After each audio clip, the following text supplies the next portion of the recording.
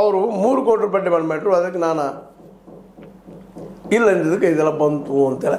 ಇಲ್ಲಿ ನಾವು ಏನು ಕೇಳೋದಪ್ಪ ಅಂದ್ರೆ ನಮ್ಮ ಸ್ವಾಮೀಜಿಯವರಿಗೆ ಆಯ್ತು ರೀ, ಅವ್ರು ದೂರು ಕೊಟ್ಟರು. ಈಗ ದೂರು ಕೊಟ್ಟ ಮೇಲೆ ನೀವು ಪ್ರತಿ ದೂರು ಕೊಟ್ರಿ, ಮೊದಲೇ ಯಾಕೆ ದೂರು ಕೊಡಲಿಲ್ಲ ಅನ್ನೋ ಸಣ್ಣ ಪ್ರಶ್ನೆ ಕಾಣ್ತದೆ. ಯಾಕಪ್ಪ ಅಂತಂದ್ರೆ ಇರ್ಬೋದು ನಿಮ್ಮಲ್ಲಿ ಮನಸ್ಸೊಳಗೆ ಏನು ಬಿಡಪ್ಪ ಅದೇನು ಹಂಗೆ ಹೋಗ್ತದೆ ಬರ್ತದೆ ದೊಡ್ಡದೋದು ಬೇಡ ಅಂತ.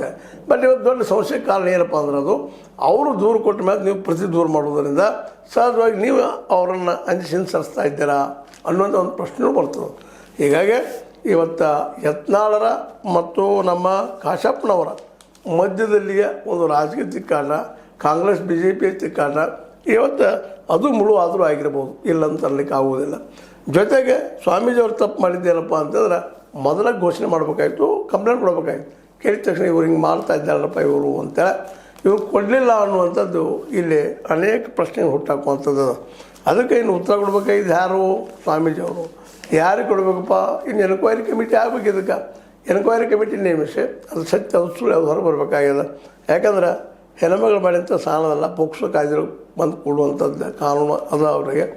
ಅದಕ್ಕೆ ಇದು ಈ ತನಿಖೆಯಿಂದಲೇ ಇದು ಗೊತ್ತಾಗುವಂಥದ್ದು ಅನ್ನೋದು ಎಲ್ಲರಿಗೂ ಗೊತ್ತಿರೋ ವಿಷಯ.